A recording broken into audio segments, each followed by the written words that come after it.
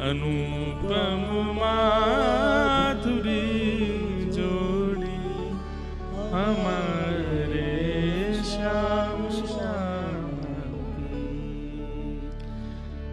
या फिर ऐसा कहो कि व्रज को निधि रूप में तो श्री कृष्ण 1 साल पहले अष्टमी को मिल चुके थे, पर श्री कृष्ण की निधि अब प्रकट हुई है। जिन्हें देखकर के ब्रजवासी जीते हैं वो श्री कृष्ण हैं, और श्री कृष्ण जिनको देख करके जीते हैं वो श्री किशोरी जी हैं, वो श्री राधा रानी है, वो हमारी लाडली जी हैं। बंधुओं, भगवान ने हमें शरीर दिया, शरीर में 10 इंद्रियां प्रदान की हैं, 5 ज्ञानेंद्रिय और 5 कर्मेंद्रिय। आंख, नाक, कान, जीव, त्वचा, मुख, हाथ, पैर, 2 गुप्त इंद्रिय, इस प्रकार 10 इंद्रियां प्रदान की हैं।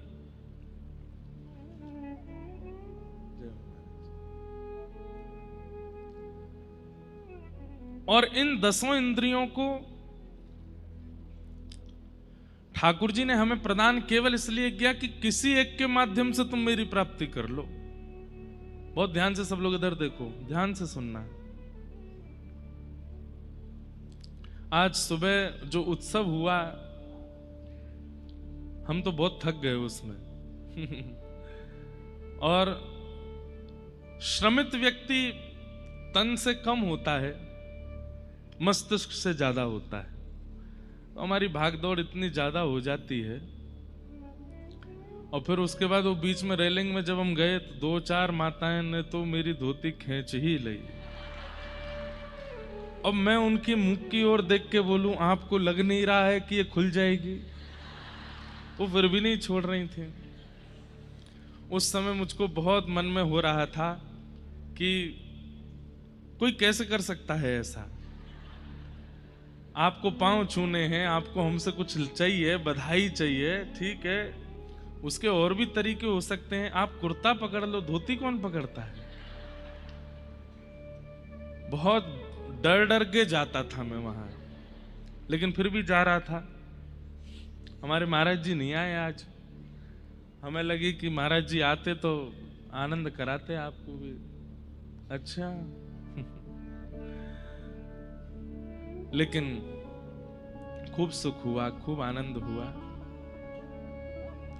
तो भगवान ने हमें 10 इंद्रियां प्रदान की हैं, और 10 इंद्रियों से ठाकुर जी एक ही इच्छा प्रकट करते हैं कि इनमें से किसी भी एक का आश्रय लेकर के तुम मेरी प्राप्ति कर लो। परंतु ये 10 इंद्रियों से हम भगवत प्राप्ति तो कर नहीं पाते, बल्कि जिन्हें ठाकुर जी ने हमें हमारा दास बना करके भेजा, हम उन्हीं को अपना स्वामी बना लेते हैं। 10 इंद्रियां ठाकुर जी ने हमको दासत्व के रूप में प्रदान की हैं। आंख हमारी स्वामी नहीं है, दास है। हम चाहते हैं कि वेंकटेश भगवान का दर्शन करना है तो आंखों को देखना पड़ेगा। हम चाहते हैं कि हमें कथा सुननी है तो कानों को सुनना पड़ेगा। हम चाहते हैं कि हमें प्रसाद पाना है तो जीव को प्रसाद पाना पड़ेगा। ये 10 इंद्रियां हमारी स्वामी नहीं है, दास है। पर जीवात्मा भटक कब जाता है? जब ये 10 इंद्रियां स्वामी बन जाती। हम कहते हैं नेत्रों से कि वेंकटेश भगवान का दर्शन करना है, पर नेत्र कहते हैं नहीं, हमें तो वो फिल्म सितारा आ रहा है हैदराबाद, उसको देखना है। कानों से कहते हैं कथा सुनने नहीं, हमको तो वो फलाने संगीत सुनने हैं, आदि आदि। तो आज की तारीख में कथा आवश्यक क्यों, सत्संग आवश्यक क्यों? क्योंकि हमारी इंद्रियां, जिन्हें ठाकुर जी ने दास बना के भेजा, वो स्वामी बन गई हैं। इसलिए कथा का आश्रय लिया जाता है कि वो स्वामी ना बने, दास ही रहें। ठीक वैसे ही श्री कृष्ण धराधाम पर पधारे जीव कल्याण के लिए, मानव कल्याण के लिए, लेकिन कहीं ठाकुर जी कल्याण करते करते स्वामित्व में ना चले जाएं, इसलिए स्वामित्व की स्वामी बनकर के श्री किशोरी जी पधारी। ठाकुर जी तो कहते ही बोले आप जगत के स्वामी हो, पर यहां एक दृष्टि डाल के रखना, आपके ऊपर भी कोई बैठो है। जिस प्रकार हमारी इंद्रियां कथा के माध्यम से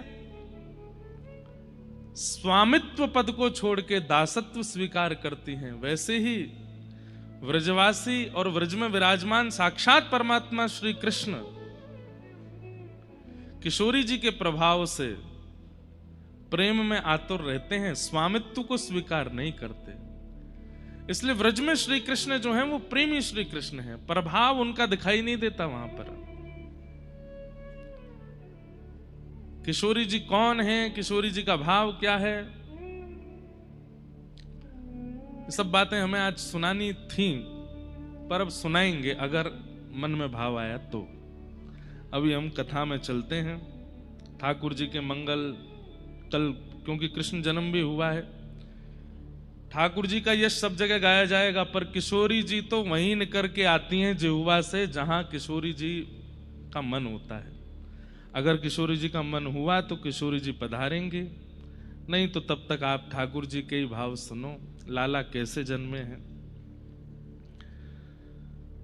नंदस्त्वात्मज उत्पन्ने जाता ह्लादो महामनाः, आहूय विप्रान् वेदज्ञान स्नातः सुचिरलंकृतः, वाचयित्वा स्वस्तेनं जातकर्मात्मजस्य वै, कारयामास विधिवत् पितृदेवार्चनं तथा। नंद जी के लाला भयो है, आत्मज उत्पन्न, और जैसे ही ठाकुर जी का जन्म हुआ ब्रजवासी इतने प्रसन्न है गए, सब ने अपने घर के बाहर बंधन बार बांधे हैं, सब ने अपने घर के बाहर कदली वृक्ष बांधे हैं। कदली वृक्ष किसको कहते हैं? केले के पेड़।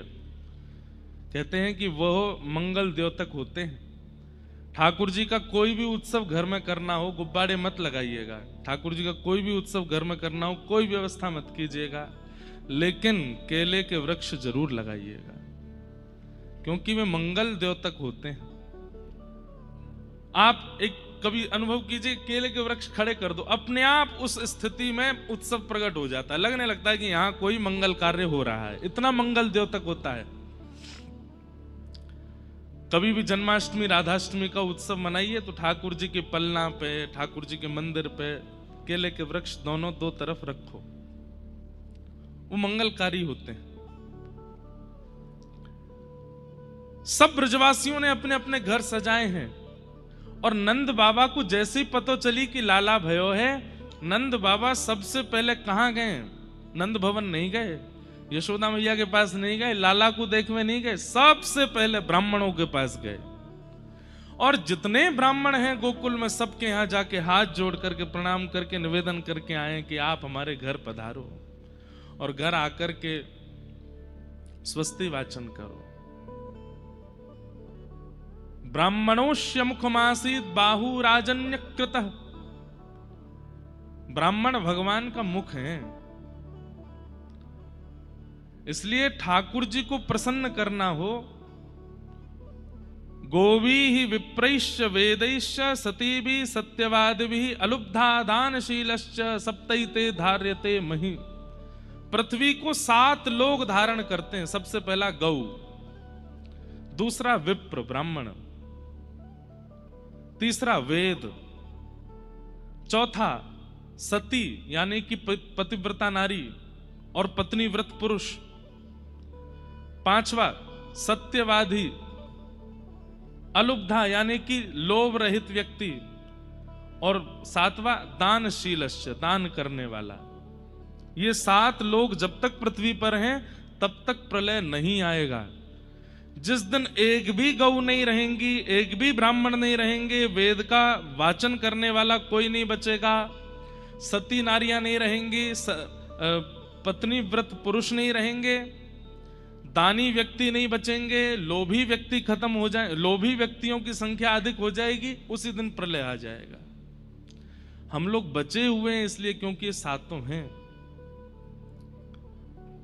नंद बाबा ने ब्राह्मणों से जाकर के कहा कि आप पहले हमारे साथ चलो और घर आकर के स्वस्ति वाचन करो। ब्राह्मणों ने घर आकर के स्वस्ति वाचन किया। आज हमने किशोरी जी के हमारे लाल जी की जो उठी हुई भुजा है ना, ये आधा अंग जो है ये किशोरी जी और ऐसे जो है ये ठाकुर जी। रास लीला कर रहे थे ठाकुर जी, तो किशोरी जी ऐसे नृत्य कर रही थे, ठाकुर जी ऐसे। दोनों रास करते करते चिन्ह में एक हो गए।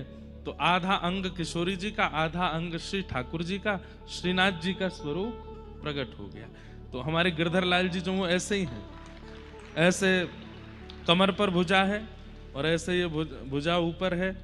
तो इसलिए आज के दिन जब अभिषेक होता है तो विशेष अभिषेक भुजा का किया जाता है, क्योंकि वो श्री जी की भुजा है। और लाल जी का अभिषेक करने के बाद हमने भी सबसे पहले क्या किया, सब ब्राह्मण आए जितने आ सके, सबसे स्वस्ति वाचन करवाया, सबसे श्री सूक्त का पाठ करवाया, पुरुष सूक्त का पाठ करवाया। उसके बाद लाल जी के चरणों की तुलसी दल सबसे पहली बधाई रूप में सब विप्रों को प्रदान की। और विप्रों ने उसको ग्रहण करने के बाद फिर क्या किया, सब विप्रों ने अपने हाथ में तुलसी और पुष्प लेकर के ठाकुर जी का मंगलाशासन किया। एकमात्र ब्राह्मण हैं जो ठाकुर जी को आशीर्वाद दे सकते हैं कहीं भी, और ठाकुर जी स्वीकार भी करते हैं। नंद बाबा ने जाकर के ब्राह्मणों को बुलाया, ब्राह्मणों ने आकर के स्वस्ति वाचन किया। और स्वस्ति वाचन जब हो गया तब नंद बाबा ब्राह्मणों की आज्ञा से नंद भवन में गए और लाला को जाकर के मुख देखो। अभी तक लाला देखे नहीं है। गौ ब्राह्मण संतों में ऐसी निष्ठा होती है तब ठाकुर जी आते हैं। ठाकुर जी चुन के आते हैं परिवार, ऐसे कहीं ना पहुंच जाए मोह उठा के। ठाकुर जी को जब पता चले ना कि भाई ये परिवार गौ ब्राह्मण संत सेवी है, तब ठाकुर जी उस परिवार को स्वीकार करते हैं। नंद बाबा की कैसी निष्ठा है। कोट वाली दीदी बैठ जाए,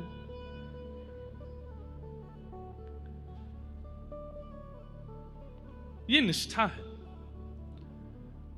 सब ब्रजवासी चारों तरफ से नंद भवन के खड़े हैं और बस भुजा उठा करके बधाई हो कह रहे हैं। नंद बाबा आकर के अटारी से सोने लुटा रहे हैं, चांदी लुटा रहे हैं, रत्न लुटा रहे हैं। सब कह रहे हैं बाबा जी सब नाए चाहिए। बोले तो अपने लाल को दर्श कराए दो, लाला को मुखमंडल दिखाए दो। यशोदा मैया के पास नंद बाबा गए तो यशोदा मैया बोली मुख तो नहीं दिखाऊंगी, चरण दिखा दूंगे। और बाहर लाकर के यशोदा मैया ने केवल लाला के चरण दिखाए। चरण देख करके ऐसे बावले भये सब ब्रजवासी, ऐसे कोमल कोमल चरण श्री ठाकुर जी के। सब कहने लगे मैया नेक दर्शन कराए दे, नेक दिखाए दे, कैसे है लाला। और जैसे ही मुखमंडल को दर्शन करायो, अभी ठाकुर जी 1-2 दिन के हैं बस। और उस समय बुरा नहीं मानिएगा, नवजात बालक जो होता है ना, उसका रूप आता थोड़ी है, सब एक से ही लगते हैं। कभी आप प्रसूति का गृह में जाकर के देखिए, बालक जन्म लेते हैं सब एक से लगते हैं। हाँ, इंडियन अफ्रीकन में तो अंतर आ सकता है थोड़े बहुत रंग का अंतर लगेगा, लेकिन हाथ, नाक, कान, मुंह सब एक जैसे लगते हैं। कोई रूप ऐसा विशेष प्रकट होता नहीं। लेकिन एक दिना के कन्हैया को भी रूप इतनो सुंदर है, इतनो सुंदर है कि जैसे ही यशोदा मैया ने मुख दिखायो, प्रेम आश्रु छलक पड़े ब्रजवासियों के नेत्र में। इतने सुंदर, और दूर से दिख रहे हैं अभी तो। सब ब्रजवासी गाने लगे, हो जुग जुग जीवे री यशोदा मैया तेरो ललना, जुग जुग जीवे री यशोदा मैया तेरो ललना, जुग जुग जीवे री यशोदा मैया तेरो ललना, जुग जुग जीवे री यशोदा मैया तेरो ललना। अरे हाँ तेरो ललना नंद रानी, तेरो ललना, तेरो ललना नंद रानी, तेरो ललना महारानी, तेरो ललना।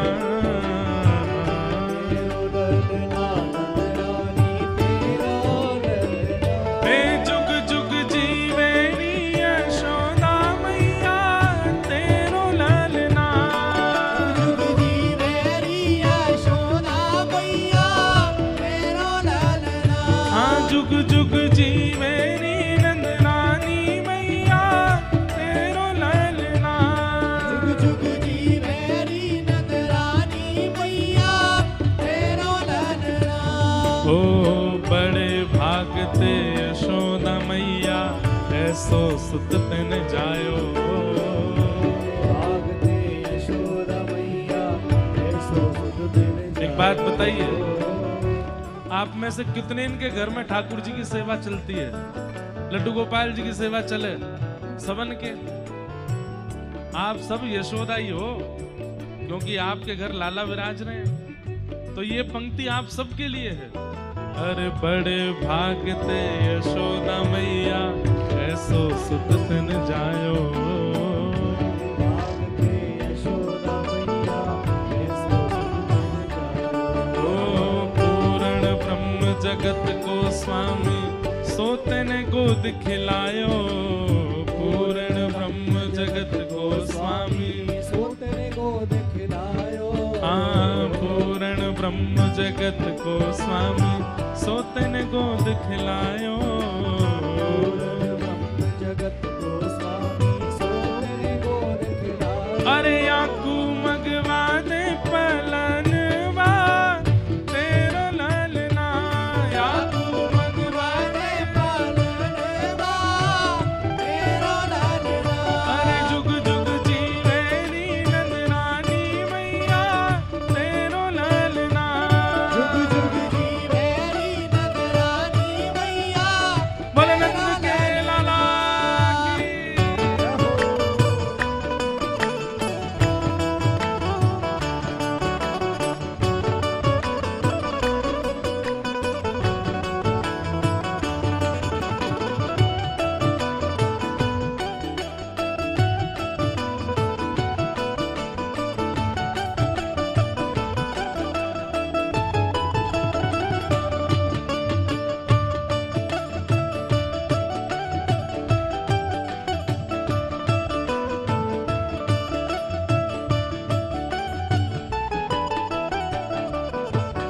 ओ धन्य घड़ी जब होए यशोदा मैया कह के बोले। जब होए यशोदा मैया कह के बोले। हाँ धन्य घड़ी जब होए यशोदा मैया कह के बोले। घड़ी जब होए यशोदा मैया कह के बोले। ओ नूपुर बांध दो चरणन में घुटमन घुटमन डोले।